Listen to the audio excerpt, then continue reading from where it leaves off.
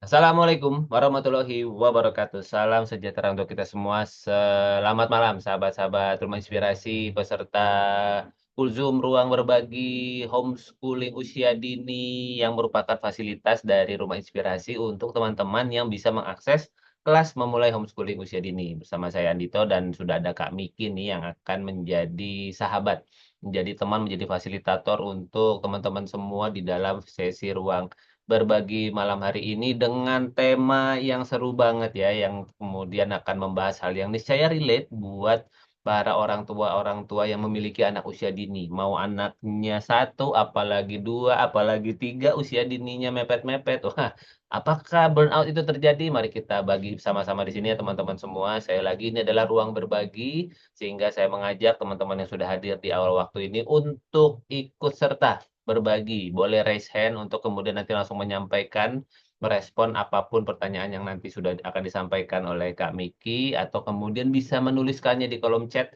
untuk bisa nanti kita bacakan bersama. Bersama kita sudah ada Kak Miki, tapi sebelum kita ke Kak Miki, karena ini adalah sesi pertama setelah Lebaran, maka kami mengucapkan mohon maaf lahir dan batin buat teman-teman semua peserta ruang berbagi homeschooling usia dini dimanapun berada.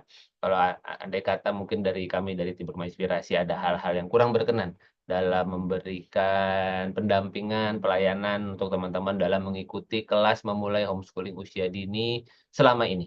Baiklah, mari kita mulai sesi berbagi malam hari ini dan sudah bersama kita sudah ada Kak Miki nih. Selamat malam Kak Miki, gimana kabar? Sehat? Selamat malam Mas Andi dan teman-teman semua. Alhamdulillah sehat Mas.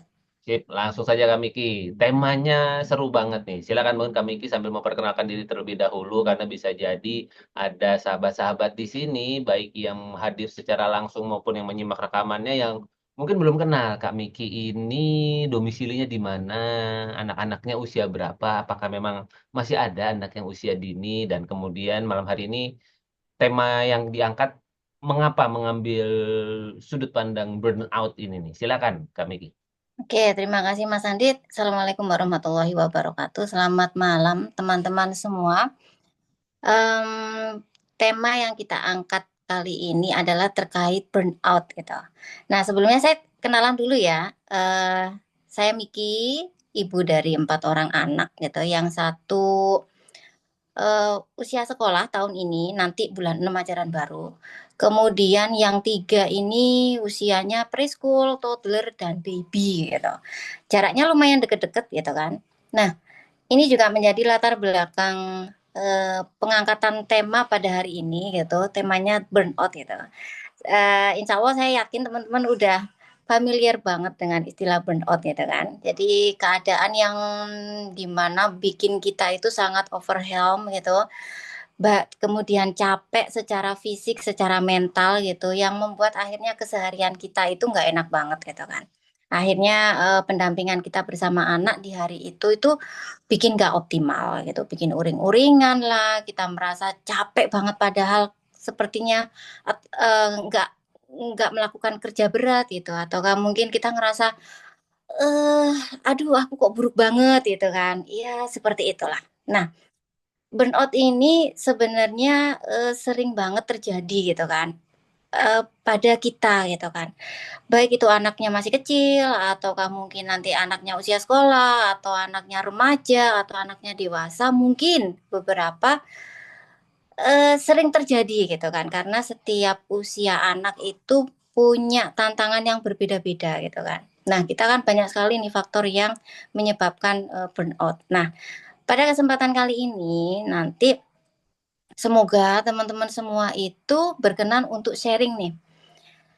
Kalau pernah mengalami burnout gitu, kira-kira apa sih yang menyebabkan, kemudian nanti solusi yang diambil apa, tindakan yang diambil apa gitu kan.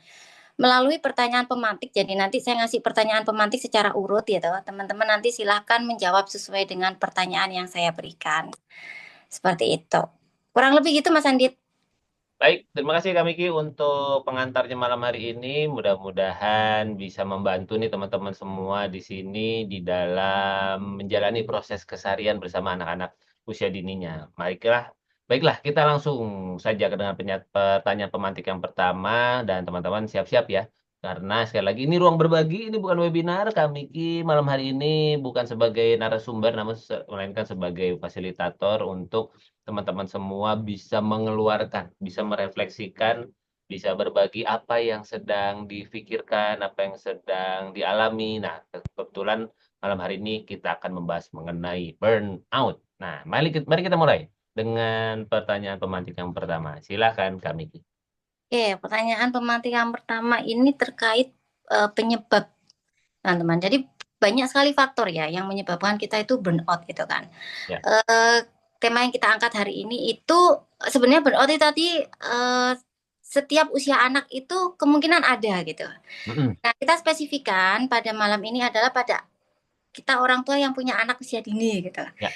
Ya, karena kita tahu sendiri ya anak usia dini itu kan masih masa berkembang, kemudian mereka itu mengikuti langkah kita itu belum bisa gitu. Jadi kadang Mm-mm. kita perlu melakukan penyesuaian-penyesuaian yang terkadang itu bikin kita, aduh gimana gitu kan. Nah, faktornya secara internal dulu ya, nanti secara eksternal. Jadi faktor internal apa gitu yang sering bikin kita burnout gitu. Jadi Oke. faktor internal itu faktor dari dalam diri kita sendiri. Ya. Keadaan ini pasti beda-beda tiap orang itu. Contohnya kalau saya ya, Mm-mm. yang bikin saya burnout itu adalah pola pikir saya. Karena Oke. saya orangnya itu ini ya, apa, perfect gitu lah. Asik. Perfeksionis, kemudian kepinginnya itu segala sesuatu itu berjalan sesuai dengan yang saya inginkan. Wih. Nah, ini kan sama anak usia dini kan tumbukan kan. Karena saya pinginnya gini, mereka itu kan masih belum bisa ya kan. Mereka juga masih belum tahu gitu. Jadi sering banget tumbukan. Nah, ini itu akhirnya bikin saya kusut sendiri gitu. Bikin saya kadang-kadang uring-uringan, bikin saya spesialis itu saya pengen cepet ini anak-anak kok nggak bisa cepet sih? Ini kok begini sih begini. Jadi faktornya dari saya sendiri gitu. Dari pemikiran yang seharusnya itu begini, tapi ternyata kondisi di lapangan nggak bisa begitu. Nah, solusinya itu adalah memang yang pertama adalah belajar untuk menerima keadaan. Dan Oke. ini memang Oh, ini langsung susah. langsung ke solusi nih, Kak Miki. Iya, langsung ke solusinya. Apa Baiklah, yang langsung ke solusi menyebabkan? ya. Mm-mm. Kemudian solusinya yang diambil apa? Solusi ini bukan dalam artian, wah, masalah itu kemudian terselesaikan dan aman gitu. Bukan bukan berarti seperti itu ya, tapi bisa juga kita berproses untuk menyelesaikan masalah itu. Kayak tadi solusi yang saya ambil adalah saya terus belajar gitu kan. Ada masalah A, kemudian saya belajar menyikapi, lulus gitu. Tapi Mm. ada masalah yang B, saya belajar ternyata saya gagal di situ. Nah, ketika saya gagal di situ, peran suami. Jadi ngobrol Oke. sama suami, kemudian nanti suami akan memberikan nasihat dan ini memang sangat membantu banget. Kalau saya seperti itu. Nah, teman-teman nih, kira-kira nih ya, faktor internal apa sih yang dari dalam diri kita yang bikin kita itu burnout menghadapi anak-anak? Hmm. Gitu. Silakan Silakan, berbagi ya.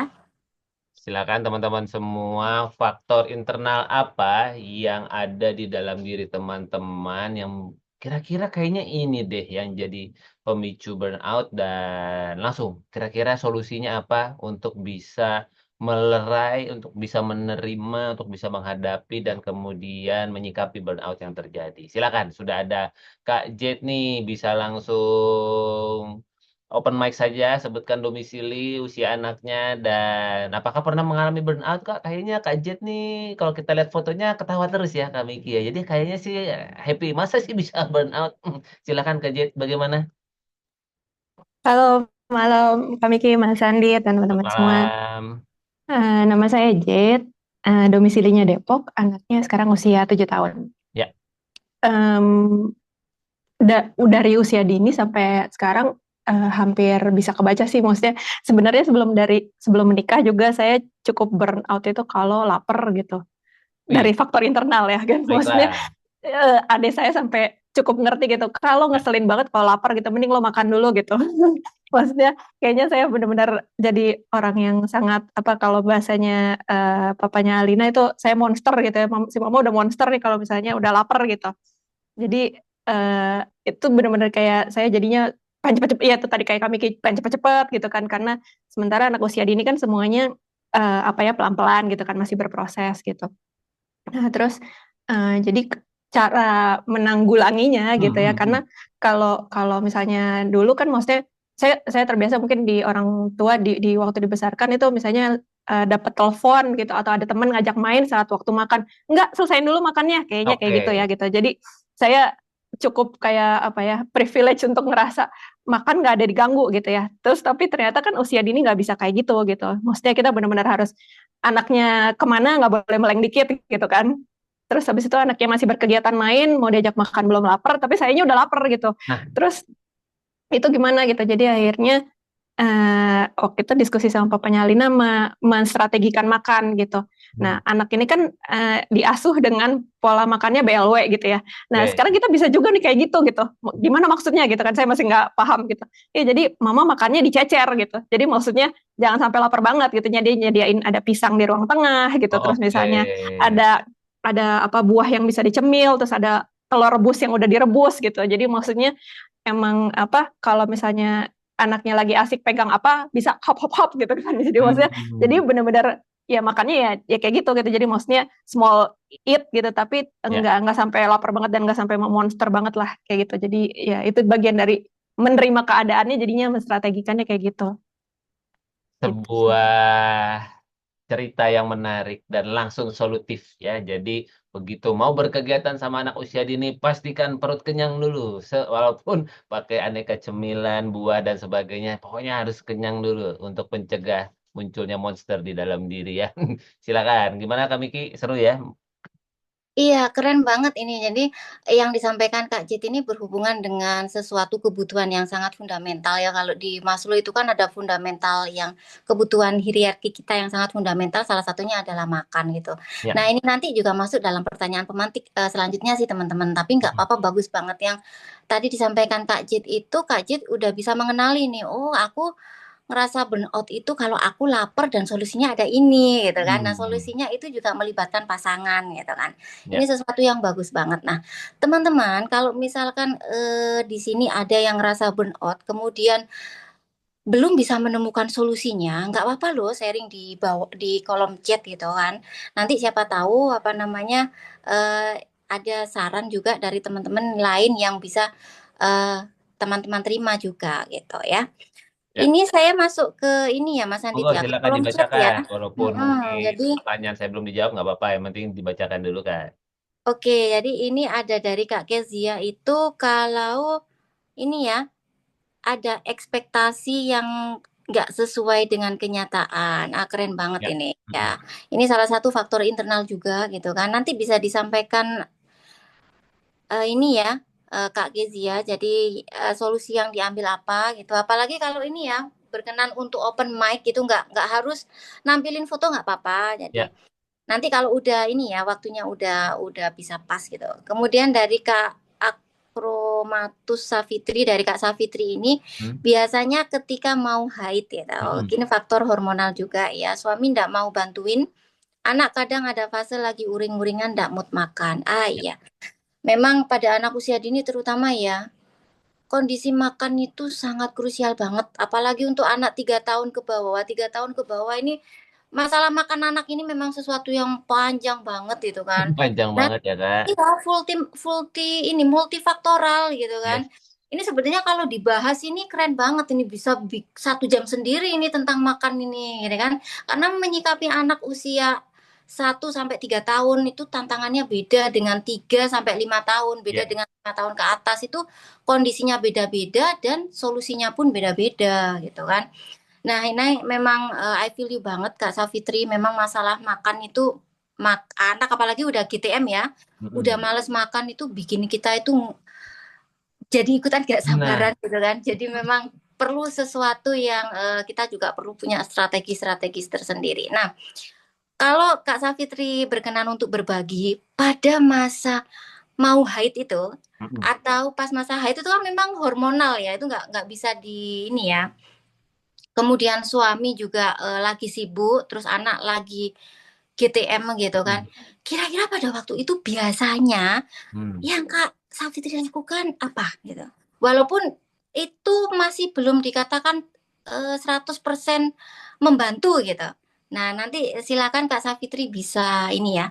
bisa bercerita di kolom chat atau bisa open mic. Wah, ini ada Kak Kezia nih. Ya, silakan Kak Kezia, langsung saja. Mungkin lebih mudah disampaikan bagaimana solusi kalau lagi ekspektasinya, aduh nggak terpenuhi ini gimana Kak? Iya, selamat malam semuanya. Selamat malam. Suara saya sudah terdengar jelas ya. Sangat jelas, silakan Kak. Terima kasih. Saya Kezia, domisili di Bogor. Ya. Saat ini anak saya ada dua-duanya usia dini.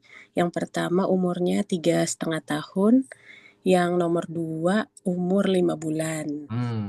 Nah, sebenarnya jauh sebelum anak kedua lahir, pas udah tahu hamil, itu kira-kira anak saya usianya 2 tahun atau 2,5 kira-kira. Di situ kami memang pengen jaraknya sekitar 3 tahun biar anak pertama udah disapih, jadi nggak nyusul lagi. Terus yang kedua udah lebih mandiri, itu ekspektasi saya. Lebih mandiri dalam artian udah bisa makan sendiri, ke toilet sendiri, lepas diaper, terus habis itu bisa pakai baju sendiri kalau habis mandi. Itu ekspektasi saya. Dan sebelum lahir memang udah cukup mandiri menurut saya. Ya. Makan sendiri udah oke, terus pakai baju sendiri udah bisa.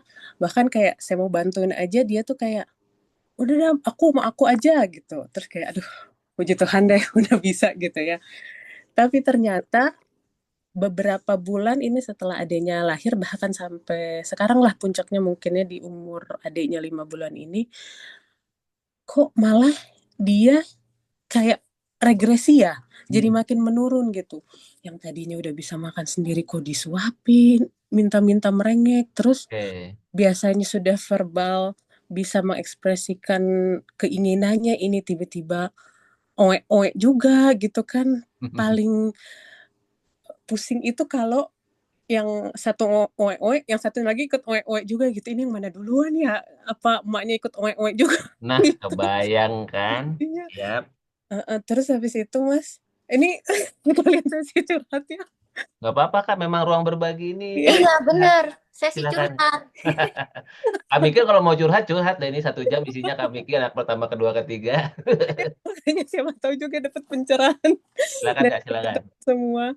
Nah, setelah itu masalah toilet training. Sebelumnya udah lulus nih, udah bisa pipis dan BAB sendiri di kamar mandi. Ini kok tiba-tiba dia nahan-nahan terus mau ke toilet enggak. Tiba-tiba udah frot aja gitu kan di situ.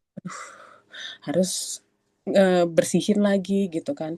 Belum lagi tiba-tiba keluarlah itu tendang-tendang pukul-pukul kalau udah dia kesel banget. Nah, di situ puncaknya sampai akhirnya kemarin kayak dia nangis, aku nangis bareng juga gitu. Karena sebelumnya pas momen aku besarin dia itu, aku ngelihat dia mungkin progresnya lumayan bagus ya, maksudnya bisa ini, bisa ini, bisa ini. Ketika aku ekspektasinya dia naik-naik terus, sementara sekarang jadi regresi gini, itu yang bikin aku kayak, kok gini sih gitu, kok dia nggak mandiri, kok dia kayak mundur. Itu yang bikin aku cukup sedih ya, dan itu sangat bikin burnout gitu. Satu sisi pengen ngejar stimulasi ina-inu Kak. Jadi kayak keteteran banget gitu di masa-masa ini.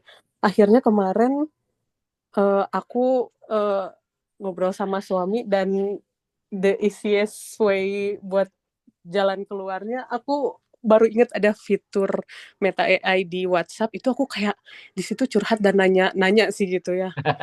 Kenapa anak 3,5 tahun ngemut jari lagi, nangis lagi, makan mau disuapin lagi, habis punya adik dia kayak jembrengin lah ini terus kayak oh iya ya. Di situ mungkin aku belum mengenal banyak mungkinnya di masa-masa ini tentang si anakku yang pertama ini gitu. Jadi kayak mengulang lagi mengenal dia di masa-masa ini gitu. Jadi kayak ngurus 2 bayi, ceritanya yang mana ekspektasi aku ya udahlah dia bisa mandiri sendiri, adiknya aku urusin, padahal sebenarnya ya dia juga butuh perhatian aku juga mungkin dengan bentuk yang lain. Gitu mungkin Kak curhat malam ini. Terima kasih ya Kak Kezia sudah berbagi sangat kalau bahasanya Kak Miki I feel you deh. Iya. Dia apa silakan Kak Miki mungkin bisa ditanggapi. Iya, I feel you banget deh Kak Kezia. Soalnya memang saya juga ngalami itu.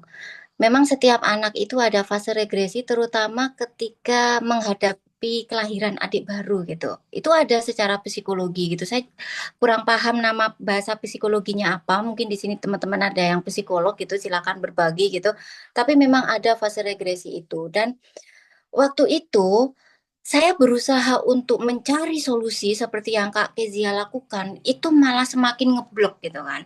Jadi waktu itu adalah sistem support saya adalah suami gitu. Saya kemudian suami ngomong untuk yang sesuatu yang saya lupa yaitu kita sebagai seorang ibu itu kadang kita lupa untuk membahagiakan diri kita sendiri gitu. Yang waktu itu saya lupa gitu, saking fokusnya ke anak gitu kan. Ini anak pertama gini, anak kedua gini, kenapa semuanya jadi bayi gitu kan? Rumah berantakan gini kan. Akhirnya saya tuh lupa dengan diri saya sendiri gitu. Saya lupa makan, mandi nggak teratur, istirahat nggak teratur gitu. Akhirnya jadi nggak enak semua. Tapi begitu akhirnya saya belajar untuk saya mencoba untuk membahagiakan diri saya sendiri gitu kan. Ternyata itu lumayan bisa mengurai Kak gitu. Nanti akan masuk ke pertanyaan pemantik nomor 3 ya. Nanti semoga Kak Kezia juga bisa ada pandangan-pandangan dikit yang kira-kira ada yang mengalami kemiripan yang sama dengan Kak Kezia. Kak Kezia nggak sendirian kok, banyak temennya di sini. Dari kolom percakapan juga banyak Yes. banget ini yang disampaikan oleh teman-teman yang lainnya gitu ya. Oke. Oke, Silakan saya pilih Kak Miki yang mana yang mau dibacakan. Udah Oke, banyak. lanjut dari Kak Ayu ya. Jadi kalau dari Kak Ayu itu ini ya, yang bikin ke-trigger itu kondisi kakak sama adiknya yang kalau lagi berantem ya. I feel you banget kalau udah lagi itu ya. Kemudian yang bikin ke-trigger itu mulai burn out itu kalau keseringan disentuh. Nah, ini saya mau garis bawah ini. Nggak apa-apa Kak Ayu. Maksudnya gini, nggak hanya anak kecil aja yang bisa overstimulasi, kita sebagai orang tua juga bisa. Dan overstimulate itu merupakan salah satu faktor yang bikin kita burn out gitu. Jadi bagus banget Kak Ayu ini udah bisa menganalisa, oh aku kalau sering disentuh itu nggak enak, mental aku nggak enak, emosi aku jadi naik turun. Itu ada memang orang seperti itu, mengalami overstimulate di situ. Ada yang overstimulate itu di pandangan, kayak saya misalnya. Saya paling nggak suka lihat yang berantakan. Jadi sukanya itu melihat sesuatu yang rapi kayak di etalase. Nah ini saya lihat ini ada tadi ceritanya kakak yang di bawah itu. Kita mengalami kemiripan dari Kak Umi kalau nggak salah. Umi Nusaibah gitu. Jadi kalau yang berantakan banget itu, kemudian saya dalam kondisi juga lagi capek gitu kan, itu saya bisa jadi singa. Jadi akhirnya waktu itu yang pertama saya minta tolong suami, aku rasanya mau meledak, rumah berantakan, aku masuk kamar. Jadi memang saya sediakan kamar saya itu steril. Maksudnya adalah kamar saya itu kondisi rapi, anak-anak main di situ nggak boleh, anak-anak baca buku di situ nggak boleh. Jadi mereka main di ruangan yang lain, terserah. Tapi kamar saya steril. Tujuannya adalah ketika saya mengalami overstimulate, lihat rumah berantakan kayak kapal pecah, itu saya masuk kamar dulu. Kamar saya itu kan rapi, tenang, wangi, memang saya kondisikan seperti itu. Saya ngadem dulu di situ. Itu bisa lumayan untuk soothing myself gitu, untuk menenangkan sensori saya yang overstimulate gitu. Mungkin nanti ini Kak Ayu bisa begitu gitu kan, cari sebuah ruangan yang tenang gitu kan. Kalau misalkan Kakak itu sentuhannya di situ gitu, bikin ruangan yang tenang di kamar gitu, kemudian kondisikan anak-anak. Umi mau istirahat dulu di kamar 10 menit ya, jangan diganggu gitu kan. Silakan kakak masuk kamar, di situ nanti kakak bisa kondisikan ruangannya, lampunya, atau mungkin dikasih parfum, ataukah kalau misalkan ada diffuser, kakak bisa pakai diffuser gitu kan. Yang memang dikondisikan yang enak banget, biar sensori kita itu tenang gitu kan. Karena memang kita bisa overstimulate gitu ya. Itu. Kemudian dari Kak Priska itu ini ya, ekspektasi gitu kan. Iya, memang kita masih perlu berdamai Kak. Jadi solusinya untuk Kak Priska adalah temukan cara Kakak untuk bisa bikin Kakak bahagia. Dan ini kalau Kakak kesulitan untuk menemukan, silakan diobrolin dengan suami gitu. Ayah, papa, sayang gitu kan. Aku itu paling eh gini itu kalau kondisi aku tuh seperti ini gitu kan. Tolong dong pada waktu ini tuh anak-anak pegangan gitu kan. Tolong dong gini itu pegangan seperti ini biar aku bisa gini. Nanti silakan didiskusikan dengan pasangan ya seperti yang tadi dilakukan Kak Kezia gitu ya. Kemudian dari Kak Umi Nusaiba tadi yang sama ya ternyata keadaannya dengan saya gitu kan. Kemudian dari Kak Astri gitu. Oh sama banget ini. Kemudian dari Kak Irma, iya, memang kalau kita udah dalam keadaan burnout itu teman-teman, kemudian jangan mikir stimulasi dulu, stabilkan emosi kita.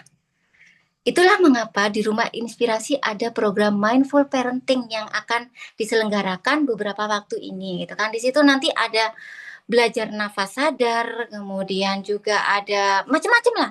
Ini teman-teman yang belum ikut, silahkan nanti ikut itu, gitu kan. Karena itu bagus banget gitu. Selama waktu 2 minggu itu nanti kita akan belajar nafas sadar, kemudian tertawa gitu, sengaja tertawa gitu kan.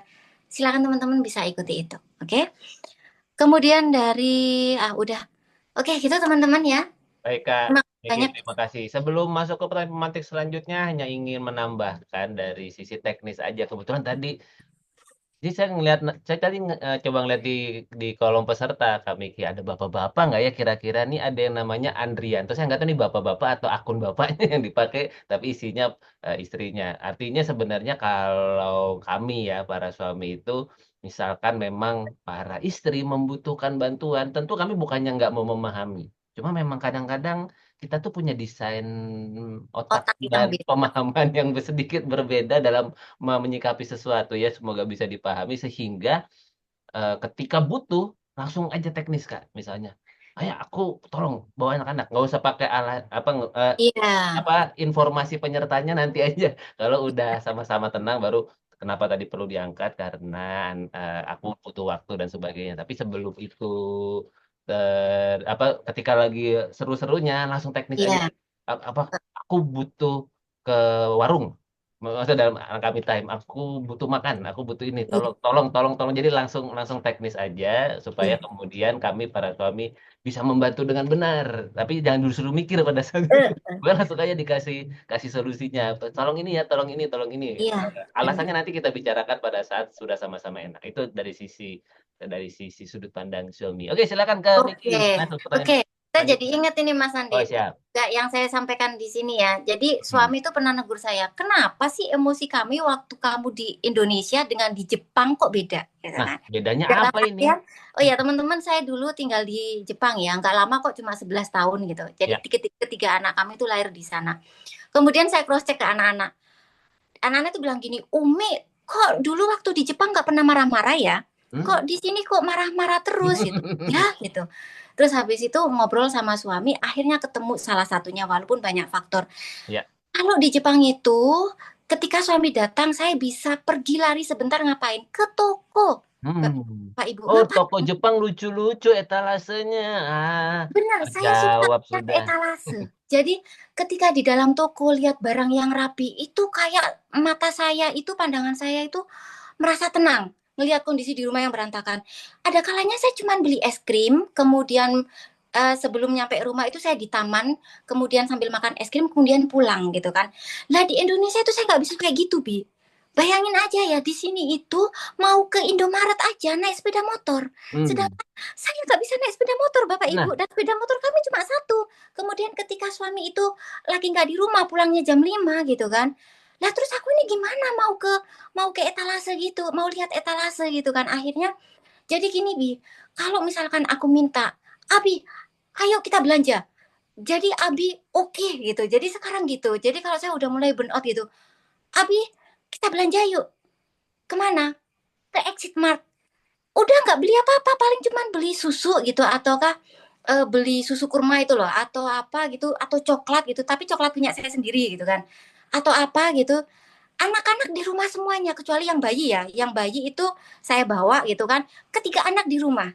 Jadi ngerasain di situ, terus saya Dan bilang sama suami, anak-anak sudah tahu ya Kak Miki, wah udah ini tahu, iya. ibuku Saya butuh saya recharge nih. kondisikan, iya. Silakan Bu, silakan gitu ya sampai Heeh, ibu iya ngopi iya dulu. iya Umi gitu. Terus nanti kalau di dalam toko jangan apa namanya, dicepet-cepetin. Ayo cepet ya pulang gitu, Hmm. jangan ya. Soalnya aku itu lihat, oh di sana barangnya di sana, lihat ini rapi, itu seneng banget dan itu Ya. udah rilis gitu kan. Terus suami, oh gitu ya. Jadinya kalau saya bilang sekarang ya, ayo aku capek, kita belanja. Oke gitu langsung diantar. Nah itu langsung ngomong secara teknis itu teman-teman Ya. ya. Makasih ya Kak Miki. Ketika Kak Miki cerita, saya dicolek 3 kali sama istri saya di sebelah. Bener. Sip, mantap. Ini kayaknya bestie nih antara Kak Miki sama istri saya. Oke, silakan Kak Miki langsung bertanya Oke, ke topik lanjut selanjutnya. pertanyaan kedua ya. Kalau tadi faktornya adalah internal, sekarang eksternal. Nah, eksternal itu banyak banget ya. Tapi eksternal ini dalam artian bukan dari kita, tapi ternyata itu bikin lumayan burnout, Bapak Ibu. Contohnya nih ya, faktor eksternal itu adalah sebenarnya tadi ya udah disampaikan juga dari anak gitu kan. Dari anak yang misalkan dia itu nyentuh-nyentuh kita gitu kan. Jadi kan ada ini kan faktor luar yang bikin kita overstimulate, atau misalkan ini sosmed. Nah, sosmed itu lumayan bikin burnout kan sekarang, bikin kita akhirnya bandingin gitu, bandingin perkembangan anak A dengan kita, bandingin kok ibu itu pinter banget menstimulasi anak sedangkan saya nggak bisa gitu kan, kok sepertinya ibu itu ngatur waktunya bagus banget saya nggak bisa gitu. Ada tipe orang itu yang melihat yang dilakukan orang lain itu bawaannya positif, ada. Wah, kalau begitu aku perlu belajar nih. Tapi ada juga orang yang melihat apa yang dilakukan orang lain itu bawaannya dia malah down gitu kan. Nah, kalau kita termasuk tipe yang kedua gitu, ya ya apa yang dilakukan nanti otomatis beda gitu kan. Contohnya kalau yang tipe yang kedua berarti untuk sementara puasa sosmed dulu, dan ini juga terjadi pada saya Bapak Ibu. Jadi ada kalanya saya tuh ngerasa ke-trigger dengan sosmed gitu. Jadi sampai beberapa hari, nggak beberapa hari ya, berminggu-minggu bahkan 1 bulan atau 2 bulan itu saya nggak buka sosmed, nggak buka Instagram, nggak buka Facebook, bahkan saya tuh udah 3 bulan itu saya nggak buka gitu kan. Kemudian Instagram itu per, yang inbox itu ada 1 minggu itu saya baru tahu wah ada yang inbox itu udah, tapi memang saya perlu waktu tenang gitu karena itu lumayan bisa bikin saya ke-trigger. Nah, kalau teman-teman nih, faktor eksternal apa nih yang bikin kita burnout? Apa mungkin dicolek mertua mungkin, atau dari suami mungkin, atau ada tetangga yang rese mungkin? Ya, silakan berbagi cerita dan solusi yang diambil apa gitu. Oke, ini langsung diamini sama Kak Ayu juga mengalami burnout kalau nonton IG kelamaan. Jadi buat para followernya Kak Miki yang sudah tanya nggak direspon bukan apa-apa ya, lagi ini aja, lagi Lagi pengen menenangkan diri menyendiri. Kak Mikinya. Oke, silakan teman-teman ada yang mau berbagi dari faktor eksternalnya apa kira-kira yang bisa memicu burnout. Apakah dari orang lain dan tentu mungkin pola-pola yang datang dari luar dan sebagainya. Yang di saya biasanya di luar kontrol kita sih kalau udah dari luar ya. Tadi kan internal itu di dalam kontrol kita bisa melakukan sesuatu. Tapi yang di luar ini kita nggak bisa apa-apa nih. Nah, kira-kira solusinya apa dalam menyikapi itu? Oh, oke. Ternyata memang benar Kak ya. Nggak cuma anak-anak yang bisa over screen time. Iya, benar. Kalau itu benar. Iya. Ya, Oh, silakan. kalau dari Kak Resti ini lihat berita tentang pemerintahan. Nah, Oke. Terus ya. solusi yang diambil Kak Resti Ikut bagaimana demo, Kak oh enggak pada ya? waktu itu? Kirain supaya aku tenang, aku ikut demo gitu ya kirain. Gitu. Silakan teman-teman semua ada yang mau berbagi dari sisi faktor eksternal. Nah, ini ada Nika dari Kak Nanda, silakan.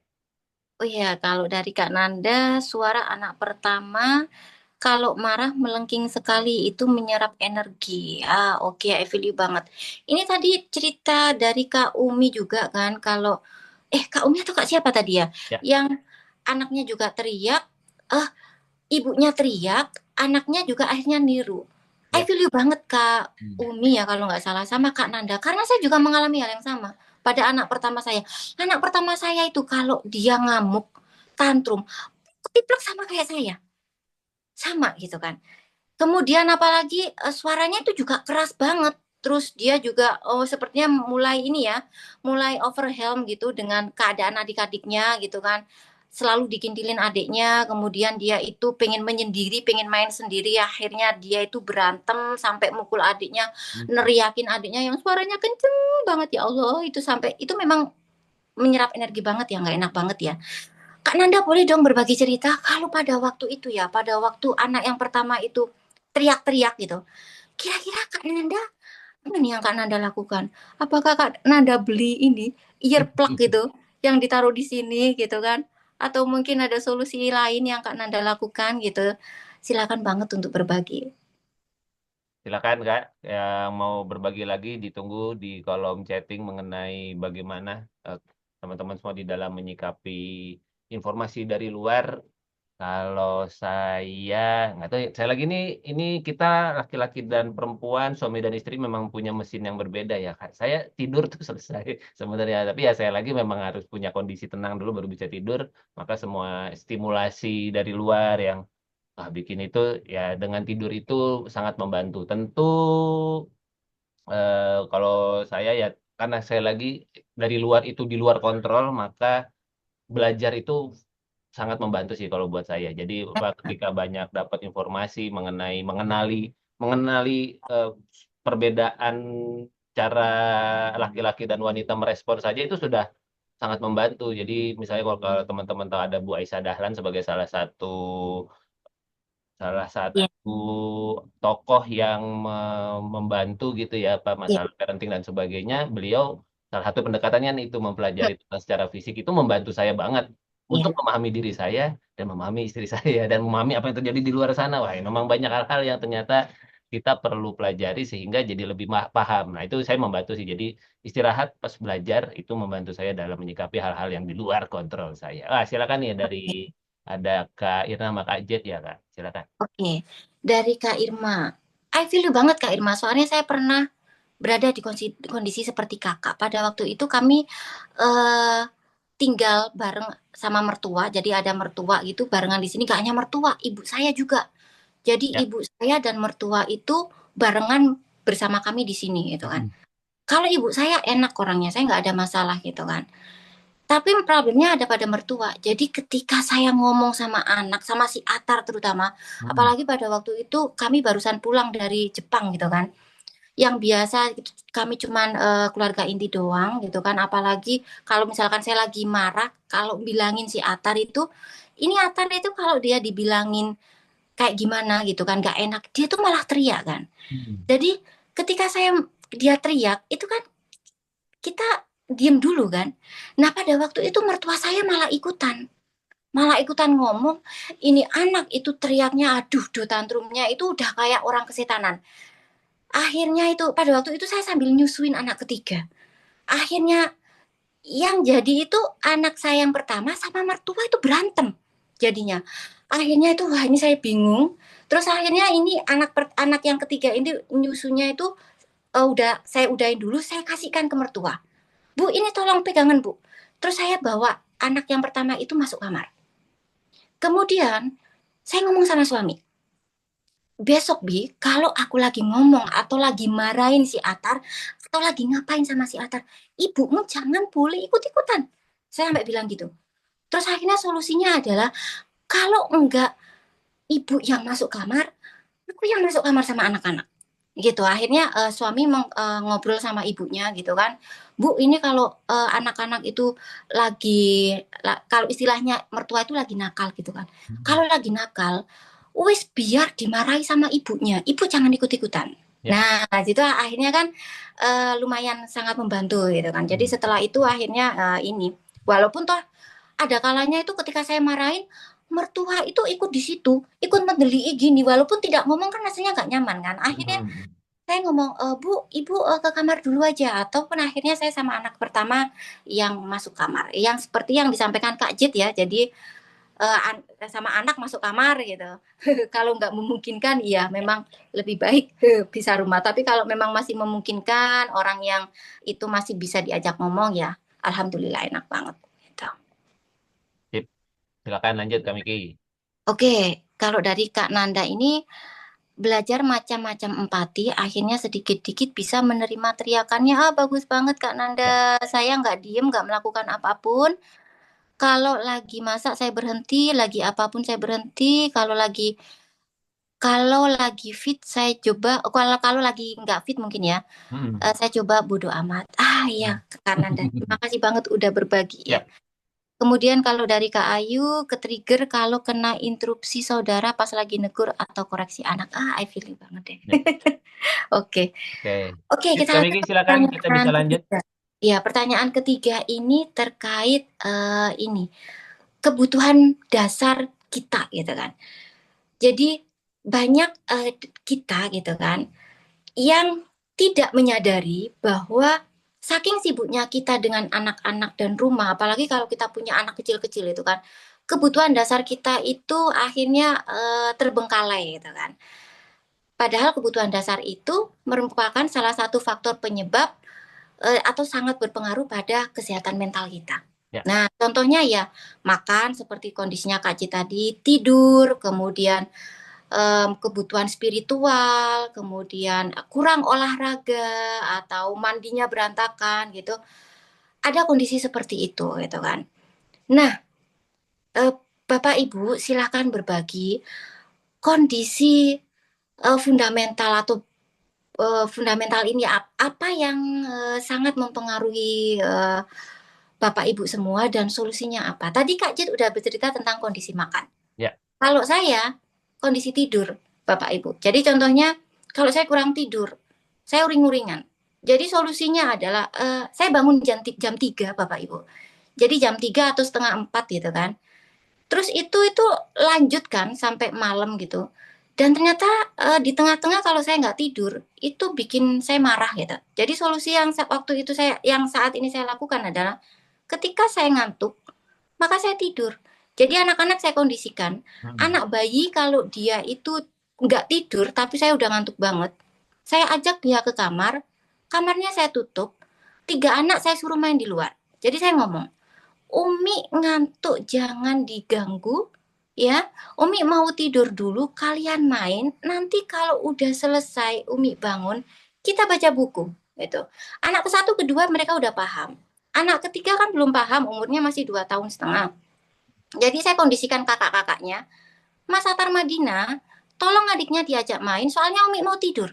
Umi capek banget, kalau Umi nggak tidur, nanti Umi bisa ngedrop. Jadi kayak baterai, kayak HP itu loh. HP kalau dia itu nggak dicas, kan mati kan. Terus nanti anak yang nomor 2, nomor 3 dia tanya, Umi nanti kalau nggak tidur mati. Saya bilang, iya nanti kalau Umi nggak tidur Umi bisa mati gitu kan. Terus dia kan kayak mikir gitu kan. Ya sudah kalian kesana dulu. Jadi saya tidur. Memang saya kondisikan seperti itu. Nah, kalau Bapak Ibu gimana caranya? Apakah itu di kondisi makan, kondisi tidur, ataukah kondisi mandi, ataukah kondisi misalkan nggak make upan, atau kondisi apa namanya nggak bisa keluar gitu kan, atau kondisi apa gitu. Seperti tadi yang disampaikan oleh Kak Priska gitu kan, ingin banget bikin ini gitu kan, tapi kondisi nggak memungkinkan. Nah itu kalau Kak Priska solusinya gimana tuh?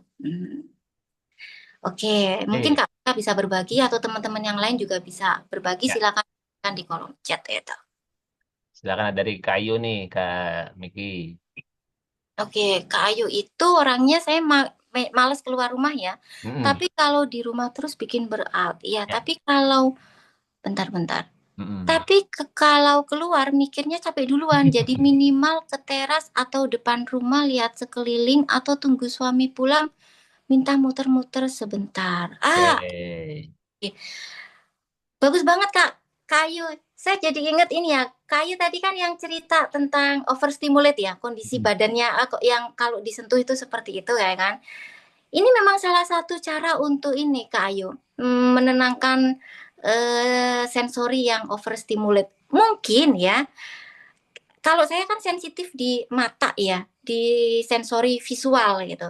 Bisa jadi Kak Ayu ini sensori ini apa namanya proprio atau taktilnya itu lumayan sensitif, tapi bukan berarti gangguan ya Kak. Kalau Ya. selama kita itu bisa menghandle gitu kan, kita paham dan kita bisa menghandle, kemudian tidak ada perilaku yang destruktif di situ, itu masih nggak apa-apa gitu. Tapi kalau kita nggak bisa menghandle ada perilaku yang konstruktif dan itu di luar kendali kita. Nah, kita baru lebih baik ke psikolog gitu kan. Jadi yang Kak Ayu lakukan, kemudian berjeda, kemudian ini apa namanya melihat sekeliling itu merupakan salah satu solusi untuk ini menenangkan sensori yang ada. Gitu. Sip. Kemudian kalau dari Kak Irma itu anaknya 5 jaraknya deket-deket, I feel you banget. Kalau lebih ke kerapian diri ya, di Oke. rumah no duster, pokoknya pagi udah rapi itu membantu sekali mood seharian. Ya cakep. Kalau pergi usahakan berjilbab segi 4, bukan jilbab langsung, butuh effort emang di persiapan apalagi sambil nyiapin anak-anak. Tapi itu membantu banget untuk merasa pede terus merasa bahagia, nggak dibilang kayak emak-emak. Oke. Karena rupanya ini ya Kak Irma itu tipe yang kalau burnout nggak bisa pergi sendiri ninggalin anak-anak, pasti kepikiran jadi semua pasti tetap dibawa kemana-mana, tapi pastinya pilih baju ini itu pas mau pergi ya, I feel you banget. Memang di ini ya, memang di apa body appearance ya gitu. Ya, Ya. oke terima kasih banyak Kak Irma sudah berbagi. Nah, itu ada dari Kak Ayu dan Kak Priska sudah datang lagi, Kak. Oke, kalau dari Kak Ayu pernah melempar barang itu karena proprio dan taktil. Iya, Kak. Oke. Tapi alhamdulillah sekarang udah enggak sejak pindah kontrakan. Suasananya lebih nyaman dan emosi lebih terkontrol. Jadi kalau memang kita emosi, kemudian kita mau melempar barang hanya pada waktu itu sebenarnya banyak faktor sih ya. Eh apa namanya? Yang pertama bisa dari karena ini ya apa regulasi emosi atau manajemen emosi kemudian kan pada waktu kita marah itu ada tipe orang yang badannya itu ngerasa panas Kak jadi dia itu butuh sesuatu untuk menyalurkan energi itu gitu kan saya punya teman itu kalau dia lagi marah akhirnya dia memilih untuk bersih-bersih rumah untuk menyalurkan energi yang nggak terbendung gitu kan kalau saya ngajarkan ke anak gitu kan, kamu marah nggak apa-apa, tapi kamu nggak boleh mukul. Jadi kamu kalau marah, kamu pegang ini apa namanya bantal, kemudian kamu giut gitu kan. Umi dulu juga gitu pada waktu kecil diajari sama mbah gitu. Jadi bantalnya kamu giut gitu, atau kamu nendang boleh, tapi kamu nendang tembok, kamu nggak boleh nendang adikmu.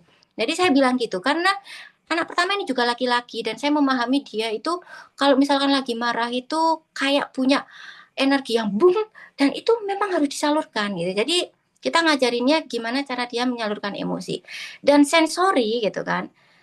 Kalau kita memang ada sensitivitas di situ gitu, misalkan kalau kakak ngerasa proprio dan taktil kakak itu kalau pada ambang sekian itu ngerasanya udah penuh. Kalau beberapa orang itu kan ada yang dia dipegang-pegang itu nggak masalah, walaupun memang dipegang anak sendiri ya kita bisa overstimulate di situ dan kan memang kalau kakak udah mengenali itu silahkan cari upaya untuk bisa mengkalemkan, menenangkan sensori kakak gitu kan. Kalau mau mukul mau apa gitu boleh jadi silahkan cari benda atau apa gitu kan. Pakai squishy ball boleh atau pakai boxing gitu loh. Boxing anak itu juga boleh gitu. Silahkan. Soalnya saya juga pakai itu Kak. Saya beli boxing itu buat anak gitu. Buat kalau kamu marah tendang itu. Saya baru belikan itu dia kemarin. Gitu. Kemudian kalau dari Kak Priska, solusinya adalah ngerjain hobi. Oke, nulis atau gambar biasanya harus pas anak bobo. Jadi kalau pengen banyak yang dikerjain, bangun lebih pagi jam 3-an gitu. Tapi nanti jadi cepet ngantuk, bobok siangnya harus lebih awal. Iya, anak-anak harus diberesin dulu karena kalau udah ngantuk nggak bisa ditawar-tawar, bruk langsung lelap. Oke, I feel you. Yang disampaikan Kak Priska tentang hobi ini juga bagus banget Bapak Ibu. Apalagi sebagai kita homeschooling parent gitu kan. Punya anak yang masih bayi-bayi gitu kan. Yang selalu buntut kemana-mana. Kita ngurusin anak, iya kan? Habis itu ngurusin rumah, Seolah-olah kerjaan kita, hidup kita itu untuk anak, rumah, anak, rumah, anak, rumah gitu kan. Itu kalau monoton kayak gitu, itu cepet banget bikin burnout memang. Tapi salah satu solusinya adalah kalau kita itu punya hobi atau punya minat atau punya apa gitu, yang kita rutin melakukan itu ternyata sangat membantu untuk mengurangi burnout gitu. Saya baca-baca juga di ini ya, blognya para homeschooler yang dari luar negeri, mereka juga menyarankan begitu. Para homeschooler mom dan dad gitu kan, coba punya hobi gitu kan. Hobi keluar rumah silahkan. Ada yang hobinya itu nongki-nongki di luar. Ada yang hobinya itu nonton di bioskop. Silahkan lakukan. Ada yang hobinya itu nonton Netflix gitu kan. Silahkan dilakukan. Ada yang hobinya itu ngejurnal gitu kan. Silahkan dilakukan gitu. Ada yang hobinya nulis atau gambar. Silahkan dilakukan karena itu memang sangat bagus banget untuk merilis ini ya pikiran-pikiran yang negatif gitu. Dari Kak Astri. Ya. Kebutuhan saya seperti lihat pemandangan yang hijau-hijau gitu sama senam gitu kan. Karena LDM jadi solusinya pas jalan-jalan bawa ke anak-anak gitu. Bawa ketiga anak, anaknya banyak juga ya Kak. Cuma mandang alam bentar aja gitu. Lihat gunung-gunung, lihat yang hijau-hijau udah happy banget. Senam-senam yang diajak juga anak-anak senam. Kecuali kalau pas suami lagi pulang ke rumah gitu kan, nitip anaknya dititipin ke suami, kemudian motoran. Wah ini tempat tinggal dekat area gunung ya Kak Astri ya. Wah bagus banget ini memang ke alam. Gak ada tempat stimulasi yang paling bagus, apalagi tempat yang menenangkan gitu kan. Sebaik alam Bapak Ibu. Tapi memang ini ya, alam itu ini banget ya Kak Andit ya. Punya efek yang bagus banget untuk emosi. Jadi ada yang namanya terapi grounding terapi. Teman-teman pernah dengar nggak? Kalau kita itu lagi burnout, lagi sedih, lagi ngerasa susah tidur, itu memang kita disuruh banyak untuk jalan-jalan keluar, nggak pakai sandal, nginjak rumput, nginjak tanah, nginjak bebatuan, itu memang sangat membantu banget. Itu. Kemudian kalau dari Kak Ayu gitu kan, suka malu sama anak, nggak bisa kasih contoh, padahal kalau anak marah diajarkan menyalurkan dengan baik. Kayaknya memang dulu karena anak sampai 2 tahun lebih minta gendong terus, sekarang sudah lari ke sana kemari, jadi mulai berkurang overstimulasinya. Oke, kondisi sekarang ya. Kak, I feel you banget deh. Ada kalanya memang kita sebagai orang tua ya teman-teman, pernah nggak sih ngerasa kayak gini? Aduh kok aku jadi orang tua kok buruk banget sih. Aduh kok aku kurang gini sih jadi orang tua. Enggak apa-apa. Karena memang kita berproses gitu kan.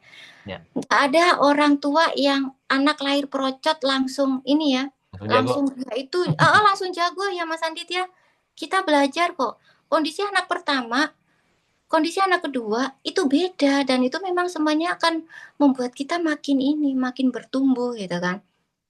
Ada orang anak itu kalau dia dibilang itu memang ladang atau wahana kita untuk menjadi lebih baik gitu ya Kak Dit ya. Lucu Kak. Makanya di Rumah Inspirasi kami membuat komunitas-komunitas sesuai dengan kelas yang diikuti. Ada coaching lanjutan, ada kelas lengkap, ada kelas satuan seperti kelas memulai homeschooling usia dini yang teman-teman ikuti hari ini. Karena kami punya sebuah keyakinan bahwa kalau teman-teman punya circle gitu ya, punya lingkaran, punya pertemanan yang paling nggak senasib sepenanggungan, yang kalau teman-teman cerita malam hari ini tuh nggak akan dibilang gitu aja, masa gitu aja nggak bisa. Mohon maaf, kami semua di sini ngalamin hal yang sama, jadi kami sangat ngerti apa yang teman-teman rasakan. Walaupun kebetulan mungkin di sebagian di antara kita sedikit lebih duluan. Saya juga katakanlah duluan, anaknya sudah 16 tahun, sudah 13 tahun.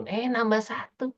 Sekarang sudah 1 tahun. Saya mulai dari awal lagi. Dan saya jadi, wah kalau Kak Miki bilang I feel you, saya juga I feel you dari sisi suami. Saya I feel you, istriku gitu. Nah, itu jadi kita sama-sama belajar di sini. Mudah-mudahan ini bisa menjadi circle tempat berbagi yang membantu teman-teman semua bisa merefleksikan apa yang teman rasakan. Jadi senang nih ya hari ini chatnya rame juga, yang open mic juga ada yang teman-teman sudah berbagi. Nah dari Kak Andrianto nih, wah ini sudah berbagi sama Kak Akrom. Silakan Kak. Dulu bingung lihat Bapak malam-malam sendiri ngopi ngerokok di teras. Sekarang Bapak yang dulu adalah saya sekarang. Iya, ternyata memang waktu itu bapak-bapak kita lagi ngadem ya Pak ya, ngademin pikiran. Mereka butuh soothing their self. Oh, Iya. alah, ternyata gitu ya. Bukan menikmati kopinya, tapi memang sedang bertarung dengan pikirannya. Yes, I feel you banget sebagai seorang istri. Jadi memang gini ya teman-teman, kita perlu ngomong sama suami gitu kan. Kapan waktu, memang kita butuh tenang gitu kan. Jadi kalau suami itu butuh me time-nya apa, kita butuh me time-nya apa, itu silakan dikondisikan gitu ya. Kemudian kalau dari Kak Safitri, iya grounding itu rasanya lebih seger. Iya memang bener Ya. banget Kak. Kemudian, oh Kak Andrianto, iya domisili Mojokerto, bercerita sebelumnya bertanya dan mohon maaf bila belum bisa open mic karena masih kerja. Iya no problem Kak. Kak Andrianto dan istri memulai belajar dan menerapkan homeschooling di Ananda sekitar usia 3 tahun, namun di usia 5 tahun menyerah untuk mengikutkannya ke sekolah karena suatu momen yang membuat hati dan pendirian kakak hancur gitu. Ananda mengeluh karena tidak punya sahabat bermain selain kami. Padahal kegiatan Ananda tiap minggu full karate, taekwondo, renang, mengaji, dan IF. Balik saat usia 5 tahun dan sudah jalan 3 bulan sekolah, kami pamit mundur dari sekolah. Karena kegiatan sekolah dan faktor lingkungan yang memberikan dampak yang kami anggap tidak sesuai dengan visi pendidikan.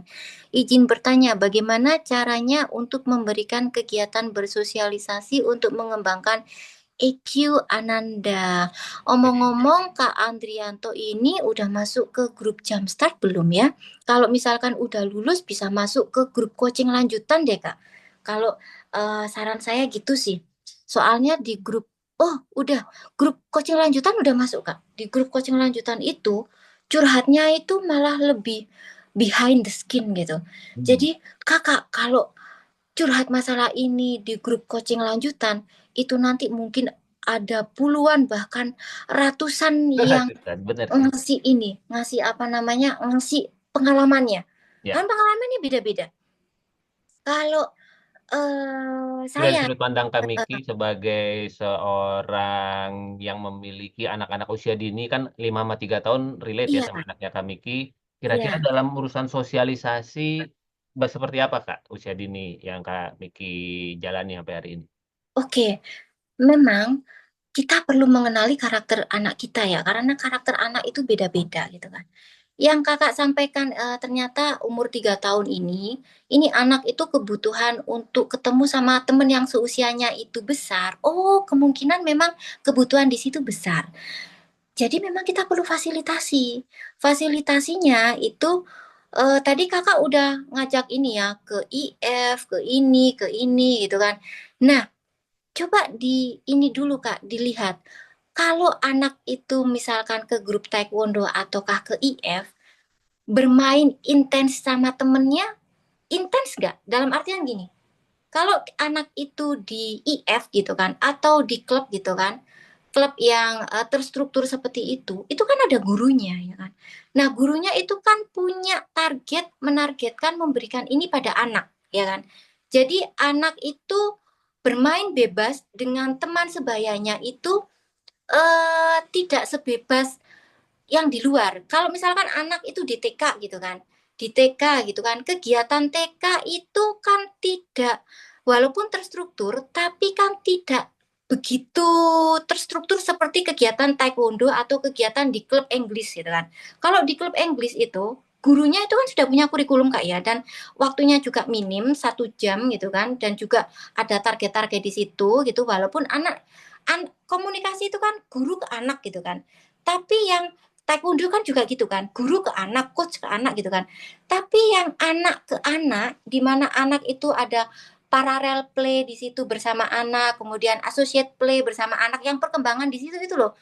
Mungkin di situ yang perlu perlu digarap gitu kan. Jadi kakak bisa mencarikan teman tetangga gitu kan, atau membuat ini ya persahabatan keluarga yang anak-anaknya itu seumuran dengan anak kakak, walaupun mereka bukan keluarga homeschooling, di mana pada itu anaknya kakak dengan anaknya temennya kakak itu bebas bermain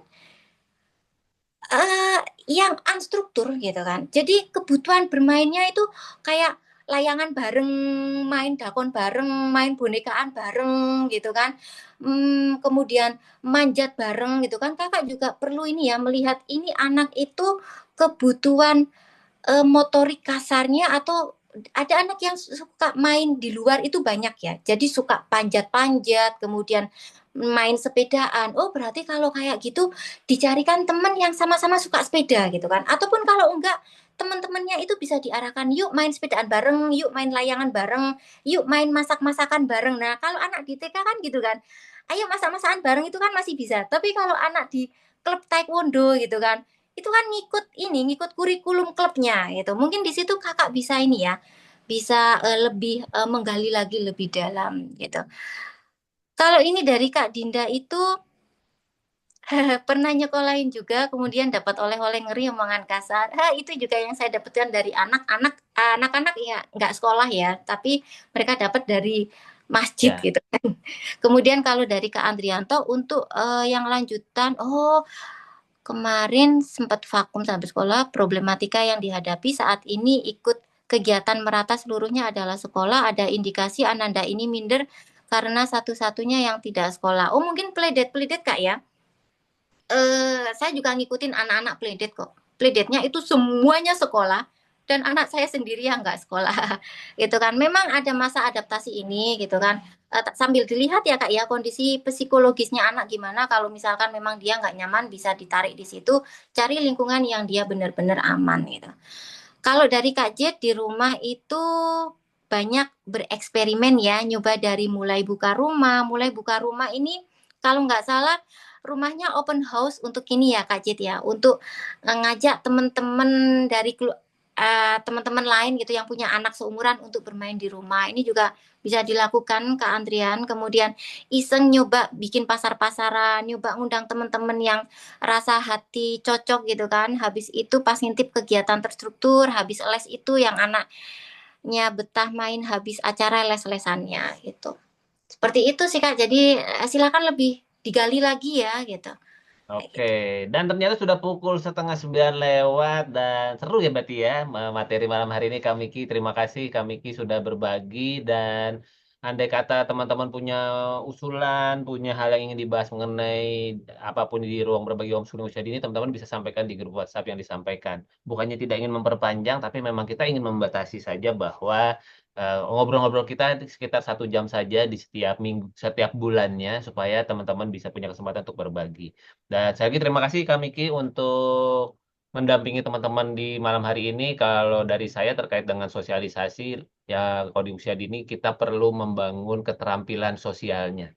Apakah kemudian nanti punya kesempatan untuk bertemu dengan lingkaran-lingkaran, dan kemudian bisa mempertemukan dengan keluarga-keluarga yang lain, itu bagian dari bonus, ya bonus dari perjalanan homeschooling kita. Namun kita perlu bangun, dan saya senang dengan apa yang tadi Kak Adrianto sampaikan bahwa ada sebuah pengamatan bahwa sepertinya dia minder. Nah, mindernya kenapa? Itu yang kemudian digali aja terus ya, diajak ngobrol, digali apa segala macam. Siapa tahu mungkin solusi teknisnya lebih simpel daripada apa yang kita bayangkan. Karena kalau misalnya kita membawa anak langsung ke sekolah, maka kita menerima satu paket.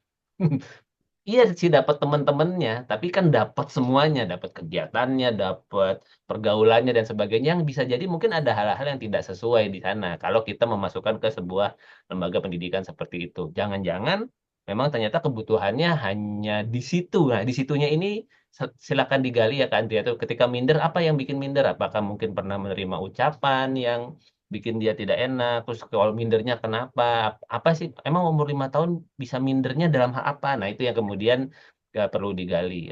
Sedikit sedikit aja. Jadi ada cerita yang kita dengar juga dari Mbak Lala ya, bahwa ada keluarga yang anaknya pengen banget sekolah gitu karena kirain dia pengen bersosialisasi atau apa segala macam. Jadi setelah digali, oh dia ternyata senang main bolanya pas istirahat. Jadi bukan belajarnya, dia senang main bolanya aja. Terus oh gitu, kamu senang itunya. Kalau misalnya kamu di sekolahin bola gimana? Lo emang ada sekolah khusus bola? Ah, ada sekolah khusus bola. Jadi kamu bisa main bola di sana malah jadi lebih pinter. Oh ya udah mau. Jadi solusinya bukan bukan sekolahnya ternyata, tetapi dia senang main bolanya. Nah, itu yang kemudian ditemukan solusinya. Nah, itulah peranan kita sebagai orang tua untuk melakukan proses pengamatan dan memberikan solusi yang mudah-mudahan tepat guna, teknis, praktis, sesuai dengan apa yang dibutuhkan. Dan apapun prosesnya, kalau teman-teman butuh berbagi, ada ruang berbagi di forum setiap bulannya, homeschooling usia sekolah nanti di minggu ketiga, lalu kemudian setiap bulan kita akan adakan forum-forum seperti ini. Dan tentunya teman-teman punya grup WhatsApp, ya bisa dimanfaatkan untuk berbagi, untuk mengeluarkan apa yang teman-teman rasakan. Tentunya nanti kita akan saling berbagi sesuai dengan sudut pandang kita masing-masing. Terima kasih teman-teman semua untuk malam hari ini, luar biasa. Silakan Kak Miki, apa yang bisa kita simpulkan dari obrolan kita malam hari ini? Mungkin masih ada stok pertanyaan pemantik, tapi karena waktu juga yang sudah terbatas, mungkin Kak Miki sudah bisa menyimpulkan dari sharing-sharing malam hari ini mengenai burnout ini. Silakan Kak. Oke, Oh ya, jadi sambil silakan teman-teman yang mau difoto boleh dibuka kameranya sambil Kak Miki oke. menyampaikan kesimpulan malam hari ini. Silakan. Iya, jadi terkait burnout teman-teman, ini adalah sebuah kondisi yang kemungkinan atau memang pasti itu akan menyertai kita gitu, menyertai perjalanan kehidupan kita dalam membersamai anak-anak gitu kan. Ada kalanya memang kita perlu ini ya, apa namanya, membuat strategi gimana caranya mencegah burnout gitu kan. Tapi ada kalanya kita perlu menerima gitu kan, legowo. Oh ya, aku memang lagi burnout, maka yang perlu aku lakukan adalah seperti ini gitu kan.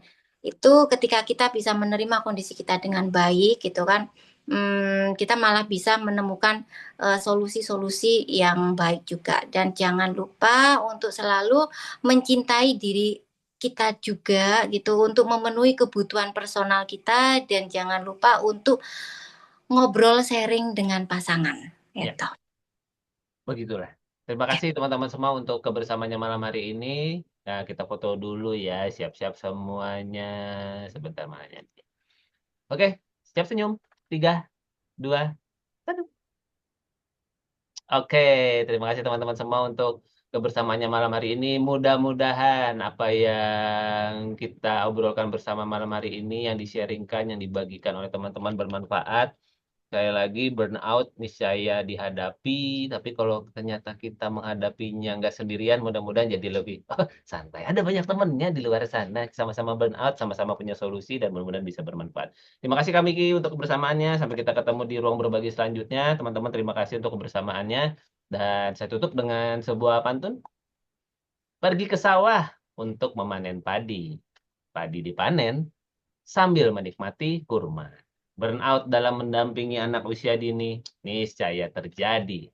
Yuk kita hadapi dan nikmati momennya bersama-sama. Sampai kita ketemu semuanya. Wassalamualaikum warahmatullahi wabarakatuh. Salam sejahtera untuk kita semua. Terima kasih. Sehat-sehat. Thank you.